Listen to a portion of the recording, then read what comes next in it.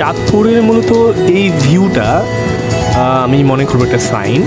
এত সুন্দর একটা ভিউ মোল হেড থেকে দেখা যায়। চাঁদপুরে আপনি বড় স্টেশনে না আসলে আপনি বুঝতেই পারবেন না এই জায়গাটা এতটা সুন্দর।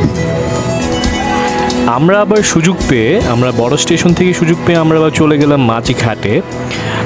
যাওয়ার সাথে সাথে দেখতে পেলাম ট্রলার থেকে প্রচুর পরিমাণে ইলিশ মাছ নামানো হচ্ছে। মানে এই লোভটা তো আর আমরা সামলাতে পারছিলাম না।